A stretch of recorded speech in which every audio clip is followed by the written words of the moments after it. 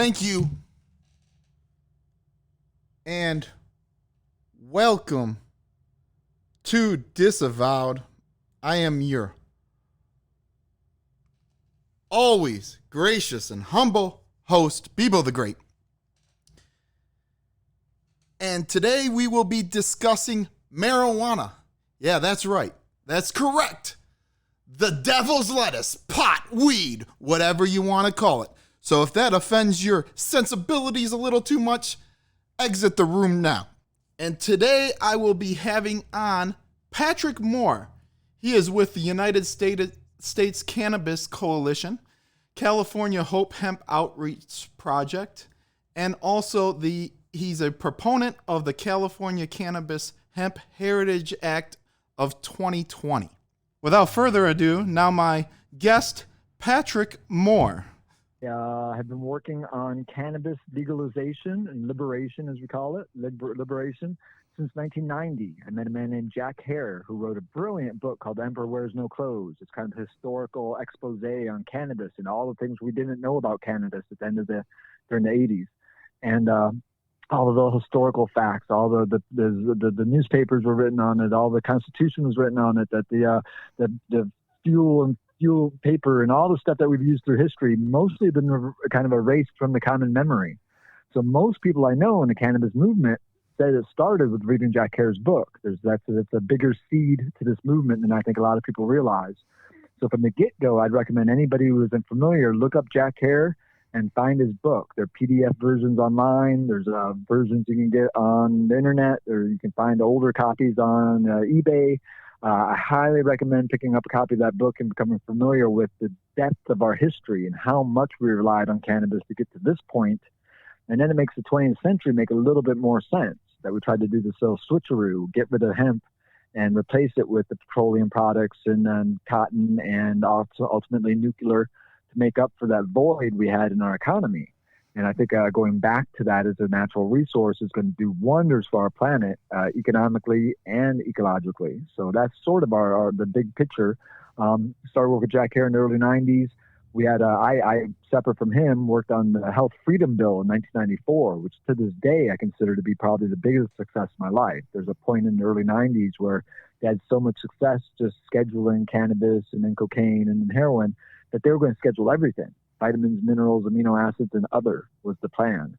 So we stopped them in 1994 with the Health Freedom Bills. The reason we even have health food stores, the reason there's the Whole Foods, all these access we have to the plethora of vitamins, minerals, amino acids, is because we fought for those rights. Because if we allowed the government to go in the course and direction they were going, they were going to schedule everything. Now, was this on the state level or national level where you stopped this? That was national. That was a national bill, and that was a national campaign, the Health Freedom Bill. And ironically, in the ninth inning, it was Mel Gibson that stepped in, dropped $1 million in our campaign, and created his own TV ad that kind of pushed us over the edge. It wasn't even sure we were going to get it done until we had a little celebrity endorsement, a little celebrity money, and pushed that over the edge. So I've never forgotten Mel Gibson as being the man who did more for health freedom in America than anybody. And then 2 years later, with Jack Hare and Dennis Perone, we made a compromise and passed the medical marijuana bill known as Prop 215, the Compassionate Use Act here in California. And that was passed with the agreement that it would only be for 2 years, maybe 4 years. And then once some money was raised through the medical systems, it was really an emergency. Mid-90s, AIDS was ravaging San Francisco, and they knew cannabis was helping AIDS patients more than almost anything. So they convinced us not to run the bill we're working on right now, and to run the medical bill instead, try to get it pushed through the door. And then we were told that, don't worry, we'll come back and fund your bill. And then the medical marijuana community ran for about 20 years here in California, ignored us for a lot of the time, towards the end started fighting viciously against us. Because a captured market's a terrible thing, unless you're the one capturing the market. Right. It's kind of cool, right? Then all the cannabis in California has to be sold through your hands. And so a lot of the medical community that started out so idealistically kind of started looking out for themselves and ignored the recreational, the industrial, all these other things that were supposed to happen right on their coattails. So 20 years later, we're fighting away. Jack Hare's passed away. Dennis Peron's passed away. It's really been laid at my feet. I was just helping these guys. And I sort of feel like I got left holding the bag here on what good legalization is supposed to look like in California. Because we went from having the best cannabis law in the world, the Prop 215, and there's a very simple one-page bill written by one of the great activists in California, a man named Dennis Peron. He's a gay activist from San Francisco who worked a lot with Harvey Milk. He was in the movie Milk about Harvey Milk. Correct. Helped fund a lot of Harvey Milk's campaigns. Right, activist up there. But the thing a lot of people have forgotten about Dennis is he's a lifelong proud Republican. Ironically, so was Jack Hare. So the only two bills I've worked with on and for in the last 30 years in California are both written by lifelong proud Republicans. Well, see, that's quite the myth out here is that the Republican movement is completely anti-pot. That's a myth. We may be a minority, but we are a good chunk of the, say, Republican or conservative, however you want to state it, wing of this country. We still have a nice, sizable minority. Absolutely. No, again, I believe that the conservative movement's much more open-minded about this issue than anybody gives them credit for. And there's some very loud, squeaky wheels at the corners of our movement that are still, stuck in the 1940s, recycling some old, reefer madness propaganda. But for the most part, I think conservatives are concerned about cannabis because they see how empowering it is for the liberal movement. They see what a tool that's been used by the liberal movement to create solidarity, to create unity, to create a money base. Literally, the bill that was passed here, it's called the Adult Use of Marijuana Act in 2016, and it is the most complicated and burdensome bill in the country, probably in the world today for cannabis. And as they were running it, word got on Sacramento, the insiders in Sacramento were calling it the Gavin Newsom 2028 Presidential Slush Fund, because it really creates one of the largest slush funds in modern political history. All cannabis taxes go back into a fund that the governor decides how they're spent. So it's broken up into pieces. Half of the money raised by cannabis taxes in California, and they're taxing it at 50%, 53% now. Wow. So a tax rate of 53% on an How do they industry collect that tax, if you don't mind me asking, through the shops? Yeah, at every step of the way. The grower who pays taxes on his growing, the transporter pays taxes on transportation, the distributor pays taxes on the distribution, and the retailer pays taxes on the retail sales. Yeah, so that's why I say no one's paying 53%, but when you put it all together, it's 53%. 53%, right. And that ends up all up on the consumer ultimately. Of course. Oh, yeah. I know people are paying $70, $80, $90 for an eighth of cannabis, which, if you don't know out there, should go for about $20, $25. Yeah, correct. And had for the last 30 years. Right. And if you know anything, why I'm so fascinated in speaking with you is you're in California. And if you know anything about politics in this nation, there's an old saying, as California goes, so goes the nation. Would you agree with that? And in cannabis politics, that's times 10. Right, correct. You guys broke the glass ceiling. Absolutely. No. There's a few things I was more proud of than being part of the medical marijuana bill that passed here. Also, a few things I'm more embarrassed by than being part of that medical marijuana bill that passed. Because, like I say, it was supposed to be a stopgap measure for a few years, and it turned into creating this monolith in this state that kept us from industrial hemp. It kept us from recreational. It kept us from opening the door in a more realistic way. And that's, I believe, going to cost us dearly in the future. I'm watching Germany. Germany went industrial about the time California went medical. And there was never a lack of cannabis in California. It's not like, well, then they passed medical and all of a sudden Canada could find cannabis, right? California is producing a good chunk of the world's cannabis, supplying most of America, and certainly taking care of its domestic needs. Well, what people don't realize is California is actually the largest state for all agriculture. Absolutely. No. The Central Valley, again, they're trying hard to destroy that. They quit watering the Central Valley. They cut off the water for the largest farm base in the country. So, yeah, we're barely holding on to that title anymore. And yet, even in that setting, what's the number one cash crop in this state? Yeah, marijuana. Not avocados, It's not right. It's not avocados. It's not grapes. It's not any of this other stuff, which we're huge producers of. It is cannabis. So yeah, we are the largest producer of cannabis. We have this. So we didn't lose anything when we created medical. We just made it easier for patients to get. We made it easier to kind of streamline it to a lot of people. But we didn't get industrial. And so Germany went industrial about the same time we went medical. And within a few years, Mercedes-Benz started making their cars out of hemp. And at first it was 1%. They just put some paneling in. Then it was 4%. Then it was 8%. And as of this year, 35% of Mercedes-Benz is made out of hemp. Yeah. Not 35% of the cars, 35% of each car is made out of cannabis. That's the largest car manufacturer on the planet, Mercedes-Benz, and 1/3 of what they're making is made out of cannabis now. So they've created a multi-billion-dollar niche by adding hemp to their cars. We're still cutting down our redwoods. We're still, using petroleum. We're doing all the back-assward stuff you could possibly do in the environmental movement in California because we aren't able to use industrial hemp yet. And we could have been doing that for 25 years. And it's because of the monopolies. With Germany. It's because of the monopoly. It's because there's big money on the other side saying, no. There's room for 4,000 or 5,000 oil barons in the world. Right. If it were hemp, it'd be 1 million hemp farmers. Yes. And you'd have to split that money up 1 million different ways. As of right now, we can split it up 4,000, 5,000, 6,000 ways because Saudi Arabia, Texas, Alaska, they're just a handful of oil barons that control those deep holes in the planet. Correct. Without those deep holes, we could be growing this hemp, fixing our soil while we're doing it. That's one of the beauties of hemp is it actually nourishes the soil every time you grow it. So the soil doesn't get stripped like it does with other plants. You can actually use it to heal soil that's been stripped by other plants. It's all, it's miraculous like that in so many ways. The way it is with medicine, the way it is for fuel. I've got an older Mercedes-Benz I've been running on hemp seed oil for the last 10 years. Yeah, I use it as my fuel.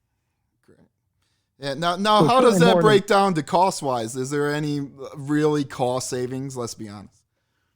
I get about the same gas mileage, so I'm getting about 25 miles to the gallon, whether I'm using diesel number 2 or hemp seed oil. But my engine lasts 4 times as long. Right. So the next 4 cars I'm supposed to buy, I don't have to buy. The next 4 cars my neighbor has to buy because he's using diesel number 2, using just petroleum, I don't have to buy. Right. And so whatever price difference, and it is a hassle. It's certainly not an easy thing to do. I'm, a biofuel activist. So again, I just started, integrating hemp fuel into what I was already doing, but it's certainly not easy to do. Again, I got to get it from Canada or Germany or Australia. It's a hassle, more on a point of principle, sort of a, talking point for our campaign as well. But the payoff is in extending the life of my car. Right. Those next 4 cars are so it makes it the best economic decision I've ever made. Even if it runs me sometimes $3 or $4 or $5 a gallon instead of $2 a gallon, the payoff and buying another car makes it, $1,000, $2,000 an hour is what I'm figuring I'm paying myself when I'm making my fuel. Right. And the reason the car will last longer is because hemp, while diesel does burn cleaner than gasoline, it still don't burn cleaner than hemp. Right. No. Exactly. So it's also it's an environmental play too. I can sit in my garage all weekend running my car and I can't kill myself. Yeah, right. It's clean like that. I mean.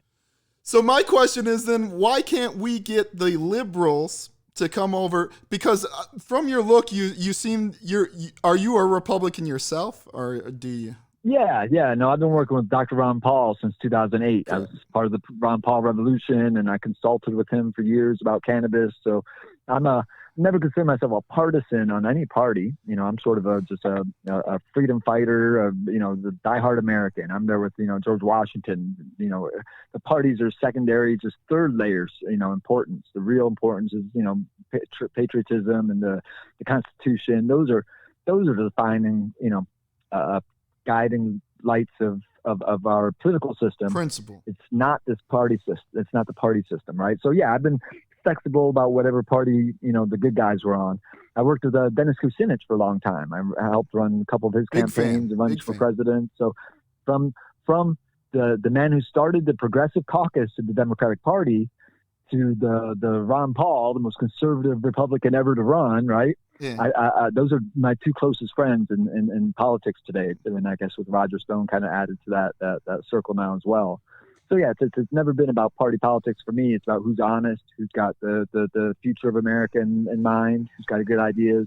That's what I work with. But yeah, I'm definitely conservative leaning, I guess. Yeah. Conservative and some fundamentals. But yeah, I like to dress well. I'm on the West Coast. I got long hair. I'm You're in enemy's territory. Not stereotypical anything. But yeah. No, so my questions to you, because the Paul movement has always been pretty pro pot, right? Like 90%, 90+% pro Paul supporters were probably pro pot. Absolutely, okay. Absolutely. And as far as the youth base he was always very open-minded about it. Yeah. So now my question to you is, okay, I have a lot of liberal friends. I grew up in Detroit, which is a very liberal city, right? Right. This is one of the main subjects I agree with my liberal friends on. I tend to agree with, right? Why can't we come together and have a super majority on these issues, especially when you make these points of like the hemp side of it? It's very pro-environmental. The liberals claim to be the environmentalist, right? Why can we not? They really aren't. Why can't we come together on these issues? Because ultimately, the liberal movement, as they did with California, only wants things legal if they can control it. Correct. Not that they want people to have access to it. They want a monopoly on it. So like I said, the system that's set up here in California is the most legally constrictive system we've ever seen for anything. It's easier to set up a nuclear power plant in California than it is to get a cannabis license. I mean, literally, they've turned us into jumping through hoops like you would not believe.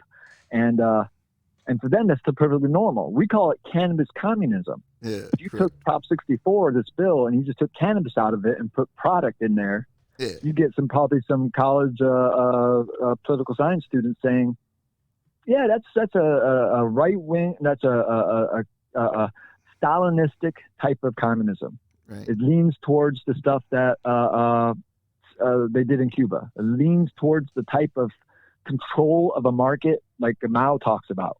Right. But it's cannabis, and it's Californian. So everyone says, well, it's cannabis. It's a liberal thing they're doing, legalizing cannabis. But they did it in the most constrictive way possible. Right now, and for 30 years, they said, well, we like Jack Hare's bill, but it's just too much to ask for. You can't limit taxes. You can't just let any old person get into the industry. You can't just we can't let people grow it at their house. You can't, that's just too much. We're obviously second-class citizens. We're always going to be. So we should just sort of kiss the feet and accept whatever it is they're willing to give us. That's correct. But when you do that, they aren't going to respect you anyways, right? Once you're bowing at their feet saying, give us what you want, they're going to say, well, what can I get out of this? Oh, I'll put all my cronies in charge of the industry and we'll just make you customers. Yeah. So legal cannabis is turning into, I can go get some Marlboro Greens at 7-Eleven, but the 60,000 people who made their living growing cannabis in California and, created the number one brand on the planet, they're out of it. They're done, right? And we're just going to set up something totally new.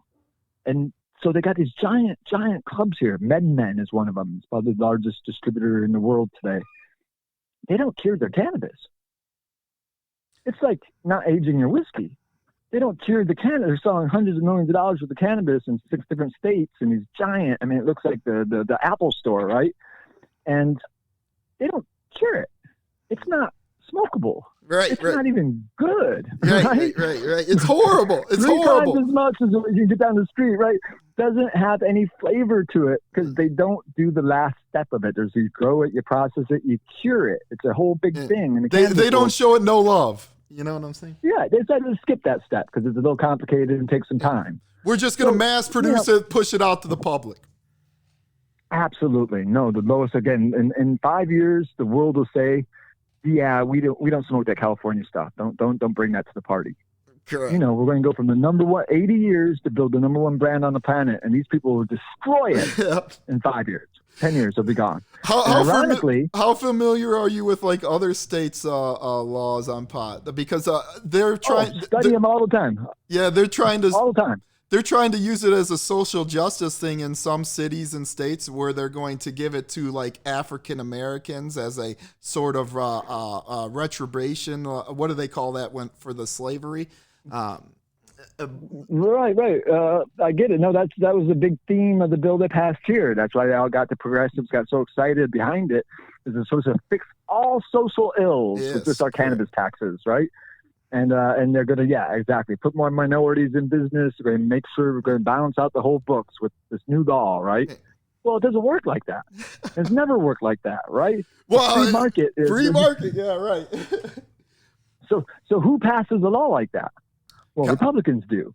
So who got a law like that right now? Well, ironically, Oklahoma does. So in Oklahoma, you give them $2,500, you got your license, you go into business, and if you're good at it, you'll stick around and they'll tax you. And if you're not good at it, you'll be gone. But they aren't picking the winners and losers beforehand. It's not $200,000 and then you go through a review process to see if you're able to be a business person in this industry. Oklahoma's not doing that. So 3 years into it, they had 3 times as many of the legal outlets as California has. Right. Now I'm here in Michigan. But wait. Oklahoma, let this sink in for a second. Oklahoma, 3 times. It's amazing. The place that's been the most conservative, cannabis friendly for 100 years, now has 3 times as many, and California has 10 times the population. Correct. So the average citizen of Oklahoma, the person in Oklahoma, has 30 times the legal options for cannabis as we do here. Yeah. That's mind-blowing. Again, that's a paradox that is so big, most people aren't even willing to look at it because it just doesn't make sense unless you understand the principles of conservatism and liberalism, right? Correct. And so, again, the conservative view, they might not like cannabis in Oklahoma, but they dislike communism even more so. They dislike trickery. They dislike the crony capitalism. So they say, if we're going to legalize it, we're going to at least make it fair. Here they say, we love cannabis, but we love communism too. And we love crony capitalism. So we're going to legalize it, but just for our friends. And that's the clear split. That's why we're the Conservative Cannabis Caucus. Because the only way for this to really work out, is to do this way Jack Hare and Dennis Perone envisioned. Yeah. Conservatively. And you can't say that here in California. I got to say, hey, Jack Hare did it because everyone thinks he's an old hippie, right? Everyone thinks he's some Green Party hippie because they don't even deal with the reality of who these people are. So they pretend like, all these Green Party hippies were on our side, and they came up with these ideas that we don't really understand, but we want them. They know they want low taxes, especially once they pass this progressive bill, and it's destroying everything like we said it would. Now they're back to, let's get a conservative bill, but we can't call it conservative, right? So we call it the Jack Hare bill, and everyone kind of pretends like they don't know. But more and more, they're starting to realize, all right, maybe some of these conservative ideas, and I consider this to be a big way to win conservatives over to our movement because they love cannabis, right? And they cannot deny that the bill they passed is terrible, and the bill that we want is great. Yeah. It's everything they want. What's the name of your guys' bill? The Cannabis Hemp Heritage Act. So it's a CHHA2020.com. All right. CHHA2020.com. That's our website. Also Instagram, Facebook, Twitter. You can find us anywhere. We're actively everywhere.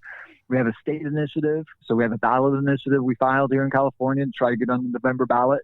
But it's also an international campaign. We're really working with the people all over the country and around the world, encouraging them to pass this type of legislation. If not the exact bill, they can just take the bill, change California to Indiana or change it to Ireland and introduce this bill as a reasonable way of legalizing cannabis. Because right now people are looking at California's UMA or these other types of DPA bills. And the DPA is run by George Soros. So George Soros stepped into this thing in the 90s and said, all right, this is going to happen. I'm going to control this. So he's been trying to put his spin on this super progressive legalization. That's him behind it. So literally it's George Soros we're dealing with. And most people don't realize that either, like how deep he is in this industry, because the DPA is now kind of taken over NORML and the MPP, the Marijuana Policy Project, and even ASA. They've all been sort of co-opted by the big player in the field, the DPA. So it's becoming less and less But it's becoming more and more a monolithic voice in legalization, where everybody says, well, there's one way to do it, George Soros's way, and that's where the money is, and that's where that's where that's where we're all heading. Yeah, the plutocracy, the plutocracy. Yeah. Exactly. If there's no other options, that's the big voice. We know more because we are rich. We don't know, right? That's how it, and we know how it really works. They act like you have to be some ultra intelligent person to be rich in this society, but we all know, we see what it is out here. Yeah, no, largely you got to be dishonest. Largely, again, the majority of them, you got to be willing to do incredibly deceptive and dishonest things to get that kind of wealth. And so, not that everyone who's succeeded is dubious like that, but it's certainly a trend. It's certainly something I'm noticing, especially with the power players in politics today. That type of money comes from. Yeah, you're a businessman. You're a businessman, right? That's how it is, right? Absolutely. Again, but again, we're all business people. But do we bend the law or do we work within the law? We have a right. We have a right to decide what type of society we want. We have a right. Let me tell you what they did to us here in Michigan. We were pretty similar to California, I would say, right? But they literally gave out a bunch of licenses for dispensaries here, and then 5 years later, they pulled them back, and then was like, everyone's got to reapply. We're switching the system. Right. What? No, again, that's it made people go bankrupt. Oh, absolutely. No. Again, they don't mind that at all. It's a $1 trillion industry globally down the road, and they want it all. So right. Again, they got no qualms about it. It's the same mentality they got for running restaurants in Cuba. Right. It's going to be one recipe, one guy running the whole thing. It's going to be the same thing everywhere. No label, just the name of it on it. Right, and again, you can tell what their goal is, because 50% of the taxes raised, and again, this is, they say it's a $6, $7, $8 billion a year industry in California, and they're taxing it 50%. So, they're trying to raise $2 or $3 billion a year in taxes. Half of that goes into enforcement of UMA. Correct. Right off the top, right. Half. So that's $1.5 billion a year on cannabis cops. Right. What crazy. Is the state going to look like in 5 years? I mean, we put $6, $7, $8 billion. I mean, that's the only thing California. It's the only thing any of us had going for us. There's only so much money in the DEA. There are only so many cops, right? There are only so many. They only got 2 helicopters in Humboldt. They can only fly them for 8 hours a day. They could only get so many of us, right? Yeah. Put billions of dollars on top of that. They'll get everybody. It's crazy. There's a recipe, and then when you really get into it, if you really want to see how bad it is, you then look closely at UMA, the Adult Use of Marijuana Act, and the telling marker of most of these bills is who the proponent is. So I'm the proponent of the Cannabis Hemp Heritage Act, but really Jack Hare wrote most of it. So again, he's kind of our proponent, but we couldn't legally make him our proponent because he's not alive anymore. Correct. So I'm the proponent of this bill.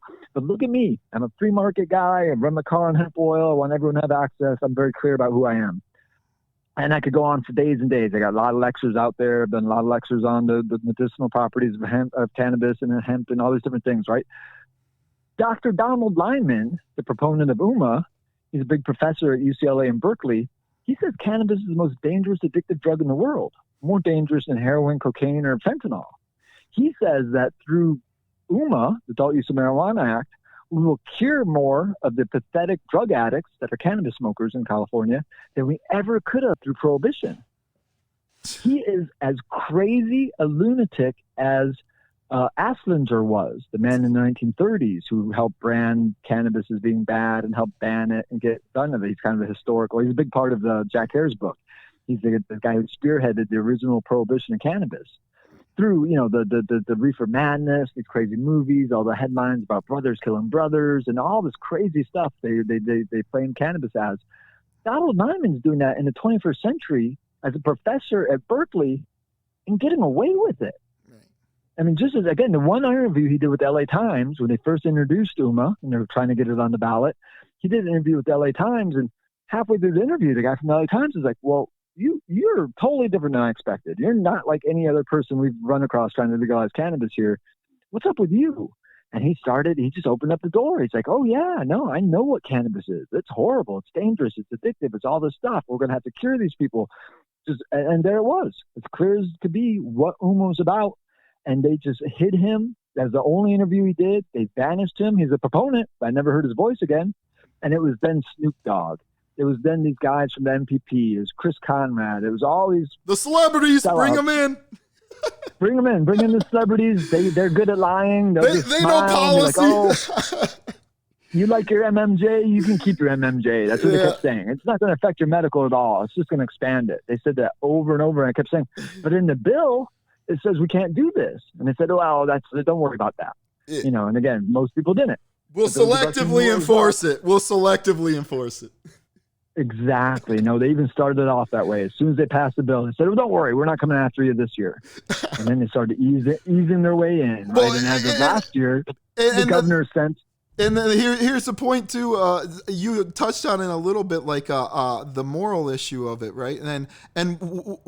What I'm saying is, we got to win this. We got to convince either liberals that they're wrong to come to our position, or we got to convince the religious boomers to come over to our side. And part of that we need to do is teach them. There's biblical teachings with marijuana that people don't know about. And I've heard you speak about that actually in an interview. If you could touch on that a little bit. Absolutely. From my understanding is it's the most mentioned herb in the Bible, as it is also the most mentioned herb in the writings of Buddha. It's the most mentioned herb in the Bhagavad Gita, which is the big book of Hinduism. It is, again, back in the ancient world, as it is today, very popular plant, very popular herb. People knew a lot about it. In the Bible, they called it cannabasum. So once you recognize, as well as they called it reed. So some of the references in the Bible to reed are to cannabis.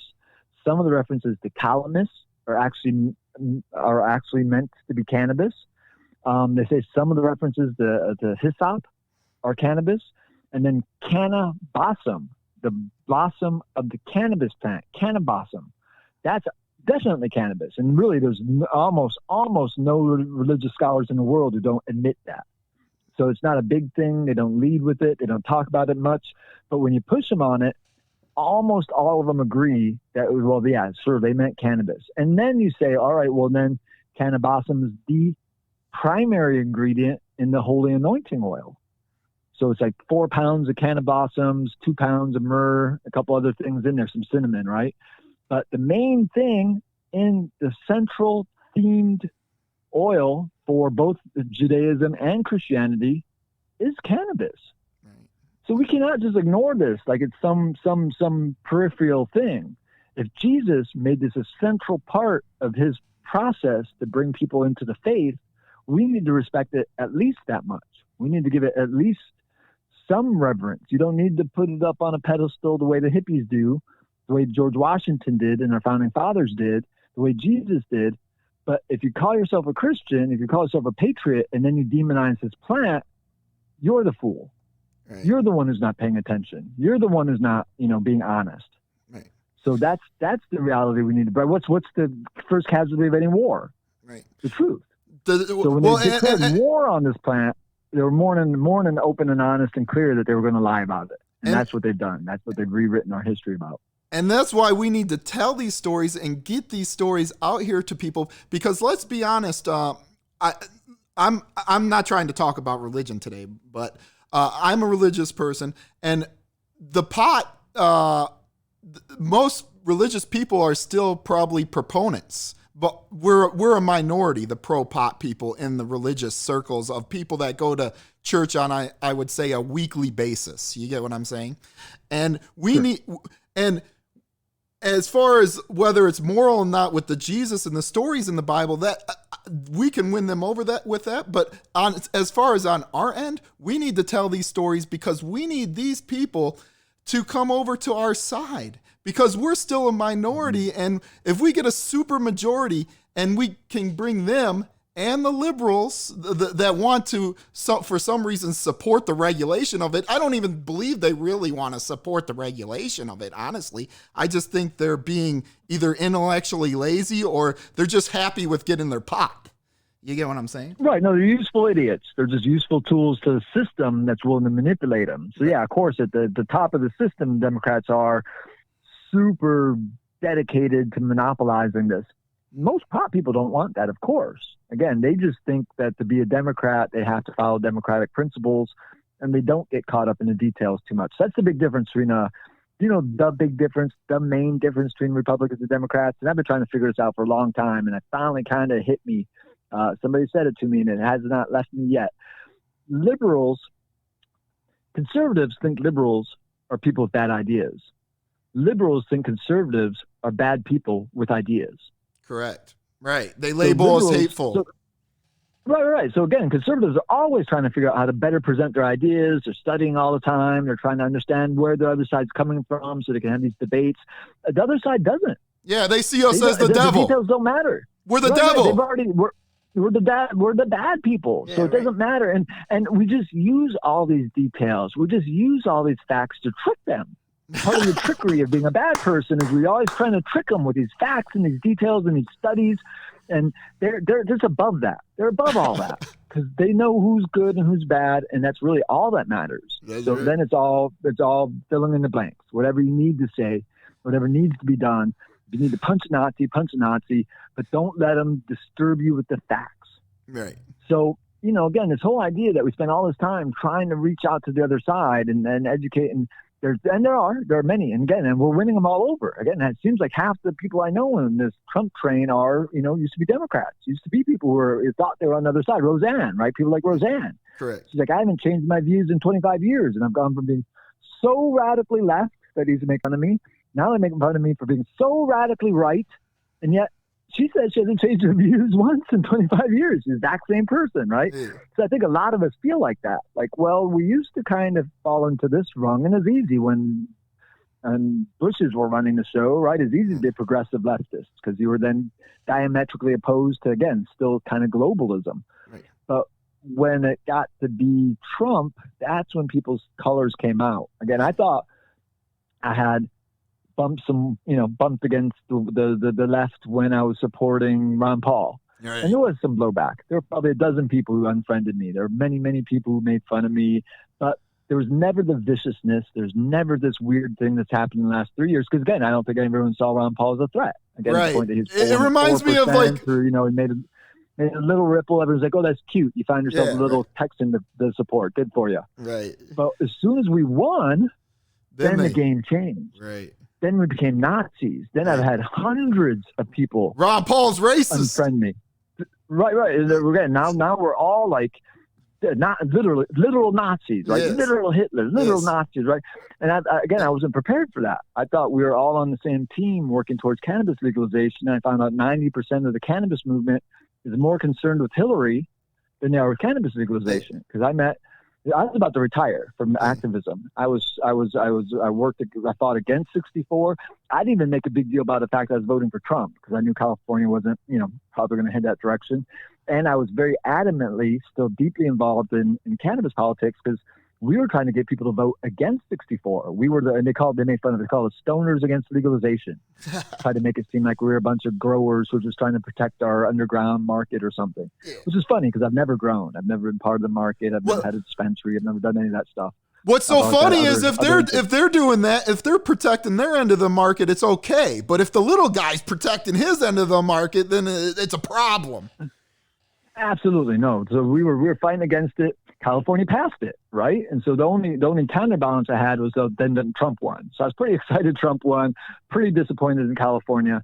And I was about to just sort of fold it under. I figured California wanted to go from the best law to the worst law, probably done here. And I was going to focus on other places and maybe focus. I had a hemp clothing company I was going to focus on finally. I've kind of had it on the back burner for a while, so I was going to focus on it. And about a month and a half, 2 months later, I met Roger Stone. My dad's like, you got to meet up with this Roger Stone. My dad bumped into him in Texas and said, hey, my son's in cannabis politics. You should talk to him. So when Roger came out here, next time Roger was in LA, I went and met with him. I gave him a copy of Jack Hare's initiative, which is the same initiative we filed this year. A copy of Jack Hare's book, The Emperor Wears No Clothes, got him to read that. And within a few weeks, Roger was like, hey, listen, you know more about this than anybody. I read your initiative. It's brilliant. That's the direction we want to go in. You're in charge. You're in charge of the United States Cannabis Coalition. I'll back you up. So I've been running this coalition for the last 2.5, almost 3 years. And I went back to every activist I knew, short of a couple couple of them had finally stepped on my toes so hard I wasn't going to bring them in. But the other couple hundred, I was like, hey, here we have a coalition. The guy who Trump says got him into the White House, because that's how it happened. Trump said on that film, Get Me Roger Stone, which is a funny story. Those kids thought they were going to follow Trump around for a couple months because they thought it was a big joke. And a year and something later, they're in the White House with him, and he just won the White House. So they're going to make a short little film about him, and it turned into Get Me Roger Stone because he didn't fizzle out after a month or two. He ended up winning. So they're in the White House filming this movie, and Trump keeps grabbing Roger Stone and giving him a hug and saying, boy, I owe this guy the biggest political favor in history. Boy, I owe this guy one big old favor, right? So Stone came out on 4/20, the 2017 when he won, and said, listen, I'm going to call in that favor. Everyone's watching the film Get Me Roger Stone. It's on Netflix still. And he said, everyone sees he owes me a favor. I'm going to call in that favor. I'm going to make him legalize cannabis. That's what he said he was going to do. He told me he was going to do it. I'm going to make sure he follows through on that deal. So I thought that would be enough to bring the leftovers, so many of these famous activists I knew, over to the table. Because if anybody said 8 years ago, 10 years ago, hey, Obama's friend who got him into office says that he's going to legalize cannabis, Patrick, you want to come help us? I would have jumped. Right. There's no point. I would have worked with Clinton. I would have worked with anybody. We were just talking about who liberals hate. And public enemy number one if you were trying to get along with a liberal, do not tell him you're friends with Roger Stone. Believe me. Oh, I got it. No. The people hate him more than Trump for some reason. I don't get it. I mean, again, there's a venom there that is so dastardly, so vicious. Yeah, I thought at least some of them. I thought at least a few of them. No, they just. It's a 90% plus. Either that or they don't know who he is. That's it. Right. No. Right. Many of them didn't. Then once I looked them up, and again, the same with my business. I've had many business. They've boycotted me. They won't buy any of my clothes, and they control most of the hemp industry. So there aren't a lot of conservatives out there selling hemp clothes. Right. So all these people I've known for 30 years now they won't buy any of my clothes. Now they won't touch me. Now they won't get in business, or they'll put in orders and not buy them. So again, literally, it's been like a type of sabotage where people keep putting in these big orders and knowing they aren't going to. Now I know that they knew the whole time they weren't going to order them. But this has been my last 3 years. Yeah, having my friends, people I've been working with for 30 years, literally sabotaging my business and my personal life. I've had death threats. I've had to go to the FBI. I've had to go to all this weird stuff over cannabis politics. Over the fact that we all agree that we should have lower than 50% taxes, but if you try to do that, you become literal Hitler, literally the bad guy, literally some demon, right? So we've been jumping through these hoops, and I thought, and many of them said I was just foolish for even thinking they were going to do anything, and that was the big thing, is no one wanted to be foolish like me for thinking something was going to happen. So the first thing Roger asked me is like, what should we do first? I was like, well, I think Jack Hare would want to legalize industrial hemp first, because we've always kind of considered that to be the main thing. Food and fiber and building houses and running cars. And, let's focus on that first. Then we'll take care of medical and recreational and stuff. So he said, all right. So we focused on that first. And sure enough, we got the Farm Bill, 2018 Farm Bill, to deschedule hemp. So when that passed on December 20th, 2018, that was the day my standing in the state crashed. I thought after it passed, there would be some of these leftists who'd say, oh, Patrick, good for you. I'm glad I couldn't have done it, but I'm glad you did it, right? Yeah. I'm glad somebody stuck through on your side. I'm glad. No, that's when the death threat started. That's when the massive deplatforming started. That's when all the weird sabotage, that's when it really ramped up. Right. It wasn't the fact that we were trying to do it, it's the fact that we did it that pissed them off more than anything, right? As long as we're ineffective, they don't mind us just making some noise over in the corner. But as soon as they think the conservatives will become effective, then they're demonized. Then whatever it takes to stop them is acceptable. And that's what I've been dealing with. That's been the horror of the last couple of years, is realizing what really drives the radical left isn't any of the issues. It isn't liberation or freedom or access to the market or any of this. It's the party. Whatever's good for the party is good for the world, and whatever's not isn't. Right. So it doesn't matter if we got hemp illegal, we got hemp access, we got there are hemp farms all over America now. Every state's handling it a little differently, but federally, which is what everyone said they wanted, it is descheduled. Feds are done with dealing with industrial hemp. Yeah. I wish, honestly, I was hoping Obama was going to do it before he left as like just a, again, he made it very clear in his very first press conference, the very first town hall meeting he had after he was elected. The question came up and they said, "Hey, you're going to legalize cannabis?" And he laughed. People have been asking tonight an awful lot if I was going to legalize cannabis. You know, those people on the internet. It's the first time they ever took questions from the internet during a town hall meeting, especially from those people on the internet. I want to know if I'm going to legalize cannabis. I'm not going to legalize cannabis to improve the economy. Yeah. That's what he said. Yeah. So there's no doubt for me that whole 8 years. If he changed his mind or whatever. But again, they made it very clear on day one that they were not about cannabis. And then Obama and Holder launched the worst raids California's ever seen each year for the first 4 years. So the first year, Obama and Holder launched Operation Green RX, they called it. So they even knew they were targeting our California's Green RX. Yeah. So they're targeting California's legal medical industry. And then the next year it was bigger. And then the next year is bigger. So for the first 4 years, each year it got worse than it had ever been. Worse than Reagan, worse than Bush, worse than anything that ever happened in the state. The raids, the number of raids, the severity of them, the number of plants, all that. And nobody cared because it was Obama. Well, so for 4 years, and then halfway through that, he said, all right, I have abused you to the point of near death, right? I've beaten you so bad, you're about to bleed out. So now I'm going to say, all right. Throw you a bone. The Cole memo. Right, the Cole memo said, all right, now we're going to leave you alone. So for the last 4 years, it's fairly mellow. We had a memo, which means nothing. A memo's literally means nothing. But the symbolism of being beat terribly for 4 years and then being told, all right, we're going to not going to give you legal access, but we're not going to beat you up anymore. And they treated him like a hero. I know. It's horrible. They still talk about the good old days of Obama. And I'm like, what are you talking about? That was the worst years we've ever seen for as far as cannabis in California goes. But again, it's all about the party. Yeah. Reality doesn't need to fit into politics. I laugh at this stuff because I got to laugh because it's so messed up. Like, I can't do anything else but laugh at the situation. But this is serious. We don't want to be crying on the air together here, brother. I hear you. But this is serious. There's people going to prison. In Michigan, they just put a man in prison for 16 years in January because he was still selling cannabis. But he couldn't get his license to have a dispensary because he was convicted of a felony back in the day for selling cannabis. So he's out of the market. Absolutely. No, I'm telling you, it's about monopoly control of the system. Again, you just look at what Oklahoma's doing. Wide open. Yeah. If you can grow it, you can grow it. If you can't grow it, they'll still take your $2,500 and let you try. Yeah, and that's why America.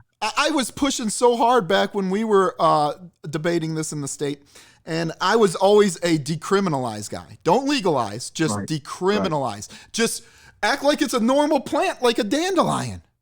You know what I'm saying? Like, absolutely. That was my position. No taxes on it. No nothing. If someone wants to chop it down, make furniture and materials out of it, that's their business. But see, I'm one of these guys. I want the government completely out of agriculture.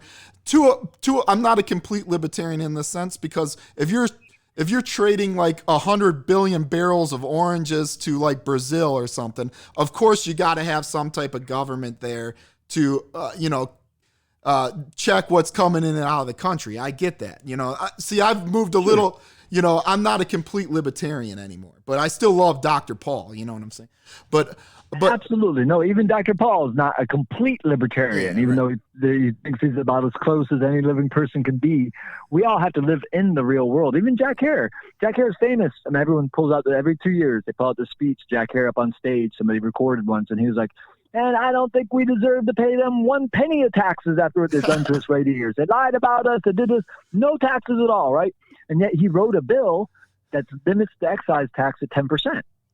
So in the real world, we say, all right, what's it going to take to make a law? What's it going to take for this to work into the system? Again, there are realistic boundaries we're willing to work within. And yet, idealistically, I agree with them. Again, the best case scenarios, there's no taxes on this at all. And it is just like tomatoes when we just quit talking about it. Right. That's not going to happen. Again, this is a multi-trillion-dollar thing. We demonized it for 80 years. It's one of the most important commodities to humanity in history. So, yeah, there's going to be... So, yeah, within the framework, let's make it as fair as we can.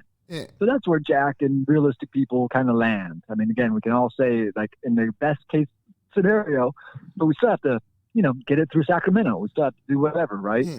So again, there's a happy medium in there. And again, we added to it this year. Jack always, every 2 years before we refiled it, he'd get together and open it up for review. And that meant anybody. And so again, it's been probably the most reviewed bill in history. Every 2 years, every activist in the state would come and argue about 18 or 21. Do we make it 18 or do we make it 21, right? There weren't that many things in it. But all of them have been debated to death. And the only thing we added to it this year is we added Second Amendment protections, because that's becoming a big thing. They're going to want us to trade off one right for another. Like, all right, you can be a pot smoker, but you can't then have guns. Right. So we made sure to add to the bill that we submitted this year to the Heritage Act that it protected Second Amendment rights, that wouldn't be the next tool they would use to make a second-class citizen. Right. And it's actually gone over quite well in California, despite some radicals still trying to hate on us. They weren't going to help us anyways. But for the most part, even the liberals sort of see that, well, it frames the cannabis community poorly to take away our guns. Even the people who don't like guns don't think it should be taken away because we're pot smokers. Right. So we're actually didn't lose much by adding that to it this year, but gained a lot. A lot of the conservatives, a lot of people really appreciated that. We also challenged federal prohibition in our bill. So we believe that as soon as this bill passes in California, it will land itself in likely a Supreme Court case, because it directly challenges and repudiates federal prohibition of cannabis. So the direct challenge would have to be then addressed. We, again, have many lawyers have told me likelihood it would end up in a Supreme Court case. And if we won in the Supreme Court case with the Jack Hare initiative as our precedent, that would federally end prohibition with all this stuff about religious rights and personal grow rights, and all that stuff would be in our wording that would be part of that case. So what we're fighting for in California is California, policy, but we know the ripple effect of this is immediate and national and international. So, to think locally, act locally. We're doing that as clearly and actively as anything I've ever seen. Again, we know that it cannot ignore us if we pass this locally. It will continue on as a campaign in its nature. And that's what we're fighting for. We're, again, getting all the pot prisoners out of jail and erasing the records. Right. It was a mistake to make this illegal in the first place. See, this pot issue transcends a lot of issues. It's a prison reform issue. It's a economic issue. It's a environmental issue. It's a social issue. You get what I'm saying? Like, it affects so much of the other paradigms. You get what I'm saying? And if we lose on these issues, all them other issues it's going to push us back. It's going to push us back. You get what I'm saying? And the one chink in the armor is what they will always use to stab you in. And if we give ourselves second-class citizenship because we're cannabis users, then they will always use that against us. Right. So again, I'm with you 100%. Right. This is the time to draw the line and say, if we're going to make it legal, let's not play games. Let's actually make it legal. Yeah. So basically, if it went through the Supreme Court, it would eliminate it being a Schedule 1? Right. Yeah, absolutely. Absolutely. Yeah. We believe that the Supreme Court, if it was challenged on the terms that we're putting forward, that if we were to win, it would end prohibition. It would end the scheduling of it at the federal level. And then every state would have to, because so many states say, hey, we would do it, but, it's the feds. And so once that's taken off the table, every state's going to be pushed to, justify what they're doing instead of just saying, well, it's not really our issue. It's the feds. We're just trying not to, break federal law. Yeah. It's even Georgia, even some of these states are going to have a hard time upholding full prohibition once the feds aren't breathing down their necks. So yeah, I think it's and again, at that point, it's a states' rights issues. There will be some states that'll do better than others. Unfortunately, you've got states like California that are going to do crazy stuff. But as long as there's an Oklahoma, as long as there's an Indiana, as long as there's places where people can go. And again, I know a lot of people leaving Humboldt and Mendocino and heading to Oklahoma. Yeah. And no one believes me. It sounds like a crazy thing, but for people's livelihoods, they will do that. We will leave the oceans and the mountains and all this stuff in California if it just means that we're actually part of a real free market. Yeah. And it'd be a shame. Again, California's done that with many other things. They're specializing and running people out of the state. But again, they're going to miss the California cannabis community when we're gone. Right. And it's a shame we can't get this done nationwide. This is a joke. I'm sorry. The fact that we can't come together with liberals or whatever labels you want to put people under, and we can't peel off enough of the religious right to come along with this and get this off as a Schedule 1 it's a shame. It's really a shame. I mean, look at what we did to the founder of the United States Cannabis Coalition. We just spent 16 months with him gagged, going through a federal case, which he was set up for, and now he's on his way to federal prison. You know, that was the guy who's supposed to be helping me on this campaign here. So again, not only did we not have the support of the community to help us create a coalition, but we were attacked. This, again, I've had my life threatened repeatedly. I've had my business sabotaged. I've had all sorts of, and just, I could do a whole show on just what it's been like trying to run this position. And meanwhile, if we had just people got out of our way, we would be further along. We introduced the States Act and the Safe Banking Act. So as soon as we got the hemp going, the next step, we weren't done. The next step was, how do we legalize cannabis in a way that is conservative, in a way that supports our principles? So the Safe Banking Act would have made it safe for people to bank in the cannabis industry. And that's really the only thing that's holding back most states. Once you make it legal in a state, nobody in the state can still bank. The federal banking laws are overriding whatever's happening in the state. So really anybody can do anything in the state except bank. Right. So solving the banking issue, and then the States Act said it was like the Cole memo, but not a memo. It would have been the law. So it would have actually had some standing. And it said that once the state legalized it, the feds would respect that and be hands off. Right. We also need to do something for employment nationwide too, I feel. Like nothing would stimulate our economy more than cannabis. Again, I'm saying as far as getting a job where they can not hire you because you smoke cannabis. I have a problem. No, that all would have faded by. That would have been gone. There's not room for that kind of discrimination in our model of legalization. Right. So it would have been. We would have even in the private sector. Even in the private sector. No. Yeah. Absolutely. No, exactly. No, it's a type of persecution. Again, the only crime that's created by the Heritage Act is to harass somebody for their cannabis use. Yeah. Jack knew that would still go on, that we've poisoned the well. We've gotten people thinking it's the devil's weed. The government has paid money to demonize this commodity for 80 years. There's going to be blowback for years to come.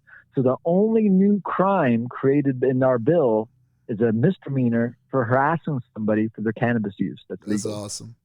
Well, that's the one crime we create. And meanwhile, you look at like 64, it created hundreds of crimes. If you grow more than 5 plants, if you grab more than an ounce on you, if you have more than 3 grams of this, if you do this, do that, you're a criminal, right? Our bill is the exact opposite. It legalized everything except harassing somebody for using their cannabis. You're doing a 360 on them. Absolutely, as it should be, and not quick enough. Again, I'm embarrassed that we're so far behind Germany. I've heard that there's problems collecting signatures with this lockdown and all that too. They derailed our whole campaign. We were out there hustling, and all of a sudden they're like, well, you can't go out to the stores, and then the stores couldn't be open anymore. So we wrote to the Secretary of State and said, hey, what do we do? And they said, nothing. Good luck. Just keep doing what you're doing. It's your problem. And we're like, wait. The credit agencies quit reporting credit. The feds just said you can't evict anybody, right? Everybody got a concession. Except the ballot initiative process. We are supposed to somehow figure out somewhere to interface with the public and get them to come over to us wearing masks and do our thing, and this couldn't happen. Yeah. So in Michigan, they did that even if you're running for state senate, everything. They didn't care. They don't care.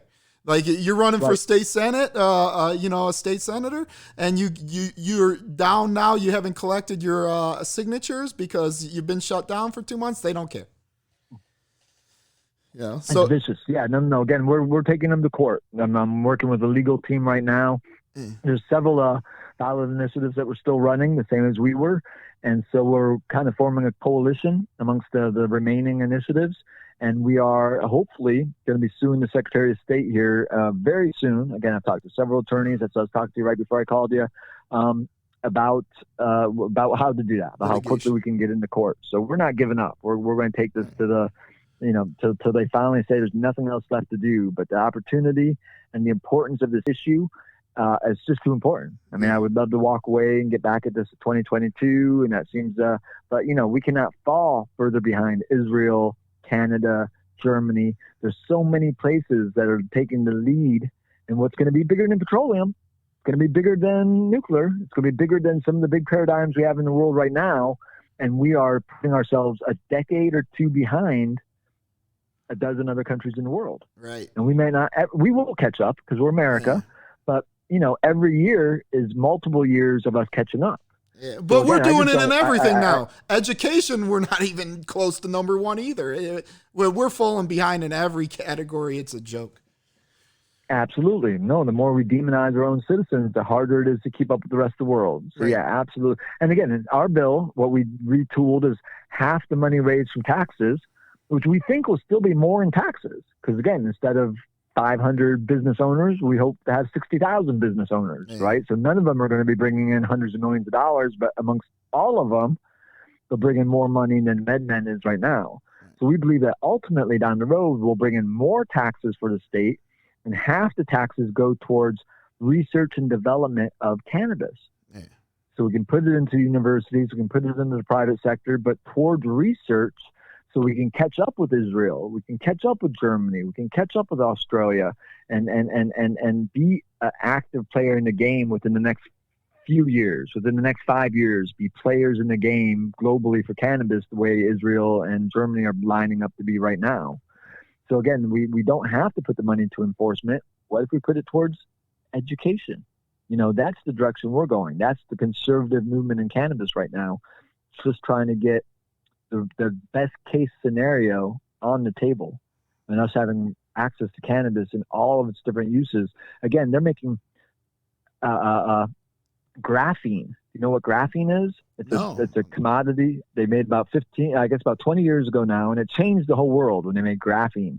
It's a type of element that handles heat and electricity very well. So all this stuff with solar and so much of what's going on right now for electronics needs graphene to be able to put a high static charge across an element and have it not burn up. So graphene was one of these huge breakthroughs. It's mined on 3 different continents, and then they bring the elements together and they place them together, and then they put an acid wash over it and peel the top layer of atoms off with this acid wash, and then they have graphene. So it's very expensive, not very expensive, but it's expensive, and it's part of the ever-growing amount of our industry, right? Everything comes down in price eventually. That's how it works. Right. If it's a commodity. Well, yeah, no, right. Right. So 20 years in, it's finally found its kind of niche in the market, and yet again, it's not cheap and essential though. So a couple college students up in Toronto, because Canada's had industrial hemp legal for 15 years. They built a couple cars out of it already. They're building houses out of it. A lot of food in Canada is hemp food, and people don't even know it. They just replace soy with hemp seed on a lot of their big mainstream food products. So without even knowing it, a lot of Canada switched over from soy proteins to hemp proteins. But a lot of people don't realize that's been hemp's been part of food too for a long time. Fundamental, the number one food source on the planet. I have anthropologists saying that historically, for 100,000 years, 80% of the human diet was hemp seed. 80%. And then we ate other stuff, like on top of the hemp seed, but we ate hemp seed all day, every day for 100,000 years. How come people don't know this? Then banned it 100 years ago and wondered what went wrong, right, with our health and stuff, right? So yeah, I said, no, but these kids up in Toronto, they said, hey, look, there's a storage facility for hemp here. The students came and took all the hemp, but there's still some hemp laying on the floor. And we just spent 100 years trying to get this legal. Why waste any of it? So these kids said, and this wasn't even an official student project. They just did it on their own, swept up this hemp and said, well, let's make something. I guess we got to make something small because there's not a lot of it. So somebody got the idea to make graphene, and they all laughed because, you can't make graphene. And I always figured Jack was about 99% right. Anything you do with all this other products you could do with hemp. But I knew about graphene and some stuff. And so I figured it's close enough. We always use the same motto. Everything you can do with hemp. But in the back of my head, I kept saying, well, close enough to say it's true, right? Then these kids make graphene out of hemp.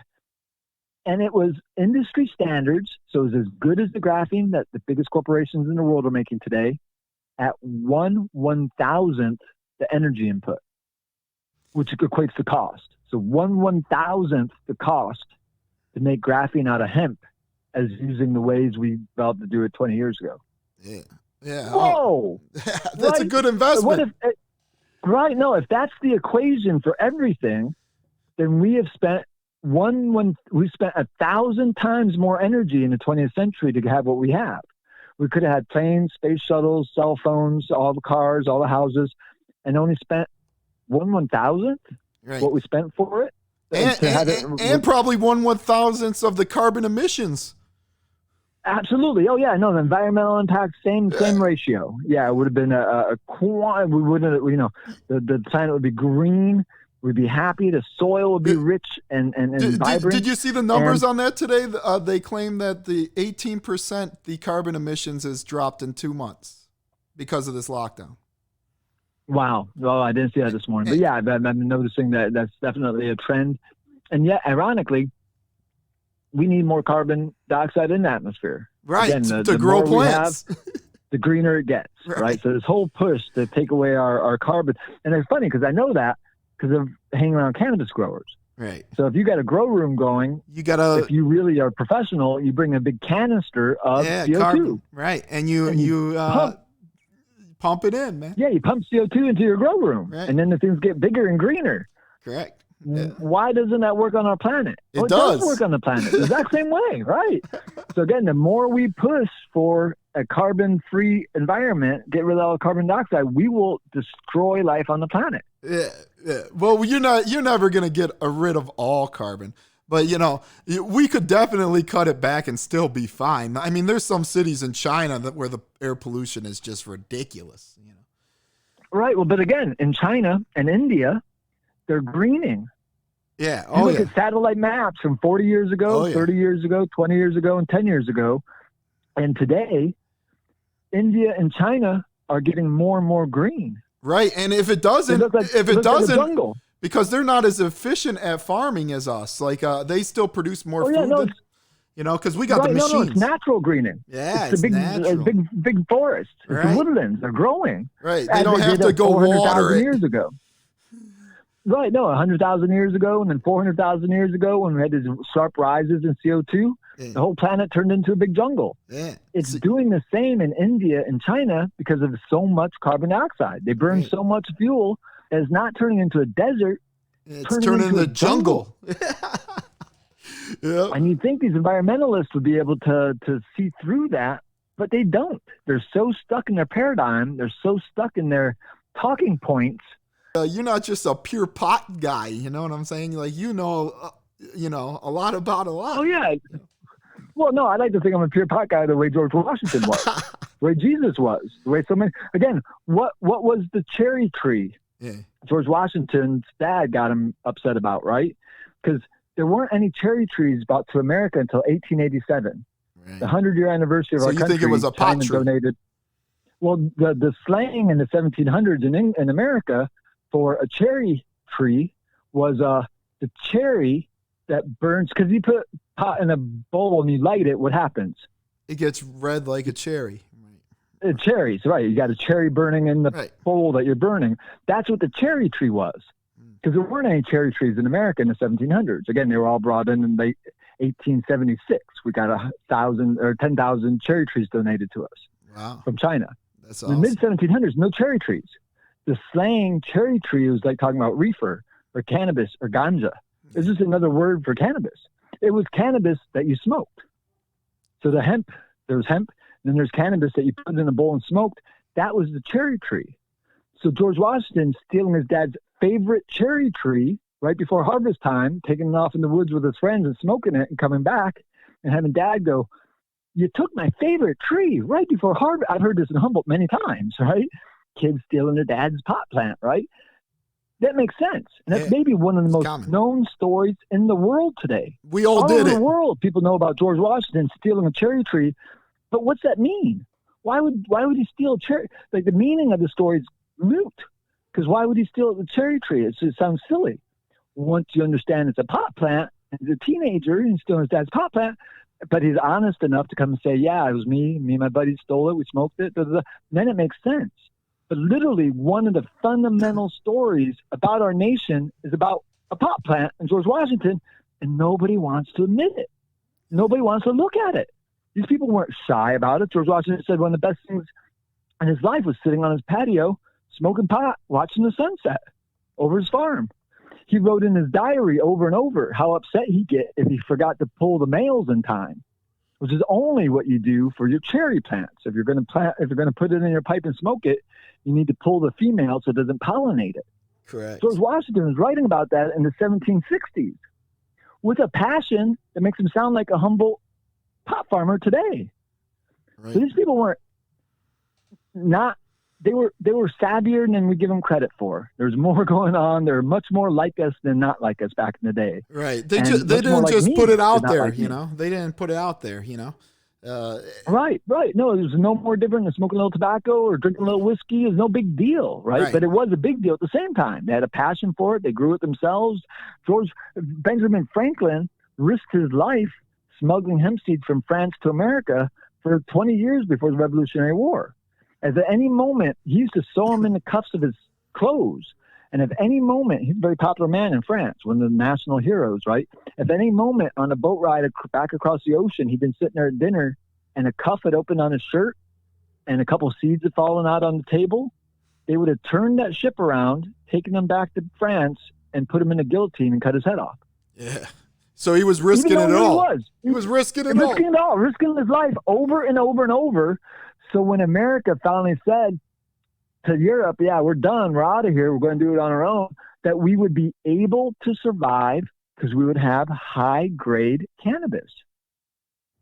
Yeah. Ben Franklin knew we wouldn't survive as a nation without high-grade cannabis. So he risked his life smuggling seeds here so we would have an opportunity to survive in the global marketplace. Yeah. That's the context for cannabis. That's the reality of the time, right? So again, it's important. It could be important like that again. Again, we replaced it with petroleum. Right. So in the last 100 years, petroleum has become like hemp. It's the thing that starts wars. It's the thing that we need to, every year put $1 billion into making it better, preserving it, processing R&D. If we were doing R&D, right. If we continued doing R&D with hemp instead of trying to replace it with petroleum, we would be a healthier, better community in 100 different ways. Petroleum did give us a lot of things we don't realize as people, though. Siding on your house, cups, almost everyone's cups nowadays in their house are plastic, which I hate. Oh, sure. No, there's more petroleum put towards plastic than fuel right now. Yeah. That happened a couple of years ago. We finally hit this transition where now it's 51-point-something% plastic and 49-something% fuel. Yeah. So that's when we started making hemp plastic. That's when I started looking into the graphene. Yeah. That's when I realized if the biggest switch isn't from fuel anymore, now we need to start talking, because I've been running my car on hemp oil for 10 years. I thought that was the big push. And then I realized, oh, wait, we're using more for plastic. So now I got a bunch of hemp plastics here, and I'm trying to develop, how to make better hemp plastic. Dude, it would be amazing too. You could do it with 3D printers, hemp. It would be amazing. We've got hemp resin running through 3D printers right now. Wow. Dude, it'll be 10 times stronger than what we're using. Absolutely. Absolutely. No, and it's sustainable and safe and non-toxic and all that. Yeah. Absolutely. We just need to embrace it. We just need to say, hey, it's worth splitting up the money, right? Same amount of money, same amount of resources, same amount of plastic, same amount of fuel, but spread out amongst hundreds of millions or millions of hemp farmers instead of hundreds or thousands of oil barons.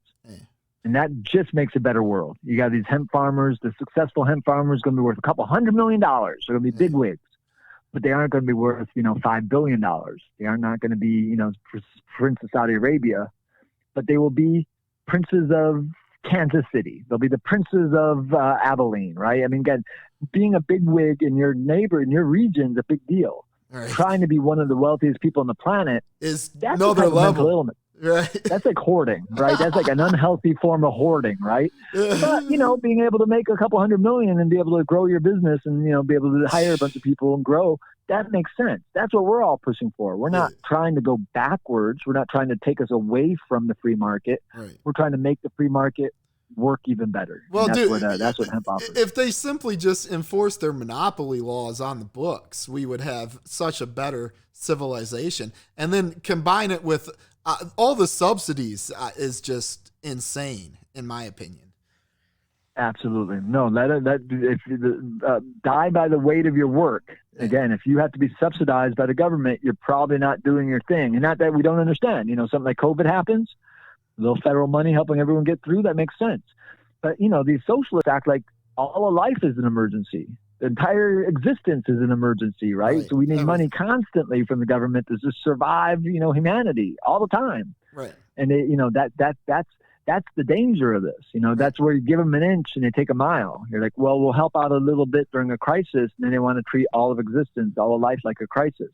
Right. See, I was debating a young man on the COVID thing, right? And he says to me, this is all fake. It's just a common cold, right? And he's telling me, which that's debatable. I don't agree with that necessarily. But my point to him was, I said, okay, how's that make me feel any better? Let's say it is just the common cold. It still brought the whole world to a stop and brought economies to its knees. Like, how am I supposed to be? I'm supposed to feel better that a common cold just did this? Right. Well, no, the irony right now is, they're tallying up the number of COVID deaths here in California. And it is turning out to be about the same as the number of flu deaths we had last year. Yeah. Ironically, this year in California, nobody's dying of the flu. Right, because there's not categorized. Right. So they're recategorizing them all. And yet, so they'll say, well, this year we had like 80,000 deaths from the COVID and almost no deaths from the flu. And yet we had 50,000 deaths from the flu last year, but no deaths from the flu. Well, talk about the flu. The way they're categorizing some sort of, if you have the virus in you at all and you die of anything, you're getting counted as COVID. Exactly. That's how they're keeping this whole, and when they say it's a scam, that's what they mean. It's not that this isn't a uniquely messed up disease and probably manufactured, as many diseases have been that we've dealt with in the last 20, 25 years. I mean, I was calling for Fauci to be arrested. I've done a health lecture series called Health in the 21st Century. I've done about 200 of them in the last 25 years. And a lot of it centered on bioelectric medicine. I met a guy named Dr. Bob Beck the same year I met Jack Hare in the early 90s. And Beck was talking about ozone and colloidal silver and pulse magnetic fields, and you could heal cancer with machines you made at Radio Shack. And so I was like, all right, you're as cool as Jack Hare is. So those are the two men that, kind of kept me from going to college. They both convinced me that if I went to college, I wouldn't learn this stuff. And if I didn't go to college, I could learn this stuff and it would be better than what I could learn in college. So as soon as I proved them wrong, I was going to go back to college. And I just could never prove either of them wrong. They're both completely right. And so, yeah, that's what sort of steered my ship, those two men. And, but yeah, they both are paradigm shifters. I mean, they both have common sense. And ironically, 100 years ago, the two most common medicines in American pharmacology was colloidal silver and cannabis. It was the penicillin and aspirin of 100 years ago. Right. So literally going back to the future, literally going back to where we were 100 years ago to end up with good medicine. If we can, in the next 10 years, go back to where we were 130 years ago, we'll be better off right now. No, we eliminated 80% of it. Right. Again, we don't remember that era not that long ago. Our great-great-grandparents lived in a world where 10% of the people had a future. Right. 90% of the people just begged and pleaded that they weren't going to starve in the next month or two. They were peasants, literally. And the fact that there's 10% of the population still living that way, it's a horrible thing. And yes, we focus on that 10% so much that we've forgotten about the 80% that's, now upwardly mobile. Well, they don't fear starvation. People don't realize, they think that we've had the car for 400 years or something. You get what I'm saying? Right. Like the car is literally 100 years old, man. There's only 2 generations that have had the car. You know what I'm saying? Absolutely. Like my grandmother lived in Lithuania, right? They had dirt floors, a horse and carriage. There was no airplanes. She just died a couple years back. Look at the transformation she's seen. No doubt. You went from not even having airplanes to right. But, see, what I try to focus on with people is solving the problems. What do you think of stuff like that? Putting a 3D printer in every house. You get what I'm saying? These are solutions. We need solutions. People don't have solutions. And the major problem I think we're going to have in the future is farming. We got to teach people how to be a little more self-sufficient on the farming. And the average American don't have a big enough plot to probably feed his family. But you can do a lot with an acre. People don't realize, but you can do a lot with a closet. Yeah. Right. I'm here in California. Trust me, I know we can do a lot with a closet. You throw some lights up there, get some high-end fuel or high-end soil. You figure out the nutrients. You can grow a lot of stuff in a little corner of a house somewhere. Yeah. That's half the cannabis community here has done their stuff inside. That's what I've always said. We get these people out of the closet and put the cannabis community back in the forefront like they were, 200 years ago. The cannabis community basically started our country. Our founding fathers was the cannabis community 250 years ago. So we take the cannabis community right now out of the black market, out of the back alleys. It can fix a lot. Forefront. Not only are they going to provide us with good medicine and this wonderful plant, they're going to teach us a lot about home gardening. What the California cannabis community has learned about how to grow in a 4 foot by 4 foot space in the back of a house where nobody knows it's there, right? If we taught that to the rest of the world, there's half the food problems in the world right now, right there, solved.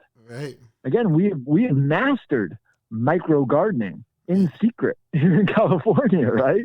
If we could share that information with the rest of the world, we're all better off. We all got good cannabis, and then we also got good tomatoes. We all have good, high grade pomegranates, whatever we decide to grow. Right. Yeah, man, dude, I could talk with you. We're 2 hours in bed. Dude, I could talk with you for hours, man. Very well rounded, man. Anything else you want to get out there before? Dude, it's been an absolute pleasure and honor talking with you, dude. I completely support what you support. And dude, when I found out that you were a supporter of Stone, I was like, dude, this guy's the real deal. Because unfortunately, only the real ones are still supporting Stone. I hear that. I've been surprised, even within the conservative community, how hard it was to get support and rally people behind Stone. You're right. Even conservatives. Again, and right after I became part of this coalition, I was concerned. I started getting a lot of backlash, right? I knew a little bit about Stone. I didn't know as much as I know now, obviously. But I found out that Ron Paul and Dennis Kucinich were both going to be in Aspen, Colorado on a weekend. So I went up there and met with both of them. Right. And mostly to ask them, am I off base here? Should I be working with the Stone guy? Should I be trying to do this stuff with the Trump administration? And they both told me, absolutely. Took me out to dinner. I don't know if you saw that picture of me smoking a big joint with Roger Stone. I thought it was with Ron Paul, but... Oh, I'm sorry, with Ron Paul. Of course. No, that was that weekend. I went up there and met with them at a conference. Right. And while I was there talking to Ron Paul, I was like, "Is it okay if I smoke a joint with you?" And he's like, "Yeah, I've never smelled this stuff before, right?" Yeah, right. I don't believe him. No, I sparked it up, and he's like, "I've never smelled it before. I've been fighting for people's rights for 40 years." And I'm like, "You're telling me no one ever sparked a joint next to you and tried to hand you a joint?" He's like, "No." But I appreciate your work, man. And dude, where can you be reached? Where can the audience get a hold of you? All right. I'm Dr. Mesmer, DrMesmer on Twitter, Patrick Moore on Facebook, and Legalize 4 Real. So it's Legalize 4 Real, the number, on Instagram. So those are 3 major social media platforms. I'm healthfreedom@gmail. If anybody wants to send me an email. And CHHA2020.com. That's the website for our Cannabis Hemp Heritage Act. And we do hope to get that on the ballot here in November. Like I said, it's going to take a court challenge, it looks like. And I've talked to one of my favorite attorneys. It's one of the all-time great attorneys, and he's showing some interest in this. We got a couple backups, but we're really in hold mode right now to find out if we can it'd be like LeBron James or something being on our legal team. It'd be a done deal. We've already won before we even step in the door is how I feel. So that's what we're kind of sitting on. Don't be overconfident. Right. No, I'll try not to be. And yet I know we could win this if we got the right team together. And again, I'm aiming for the key players. So if we can bring in the legal team we're looking for, I think we got this at least on the ballot. And then it'll be, deciding if Californians will vote for it or not in November. And I've always considered that kind of a done deal, foregone conclusion. If they got the opportunity to vote for a good law, they would do it. And most people voted in 2016 without ever reading the law. So they just, voted for some generic idea of legalization and didn't realize what they're getting themselves into. I think most people vote by eeny, meeny, miny, mo, catch a tiger by his toe half the time. Sure. No, the title is the whole thing. And people don't get into the details. So again, But you've made a new friend in your mission. Well. I definitely support what you're doing, and you made a new friend, and hopefully I can help you out in any way. I got to wrap it up, though, but I'd like to keep you on the line. We can talk off the air. Absolutely. Let's finish this up. It's an honor and a pleasure to do your show. I look forward to doing it again. We'll have some information to share, hopefully here soon, and hopefully we can do a little follow-up. All right. Thank you. And I hope the audience enjoyed that, and you have all been disavowed. Hold on 1 second.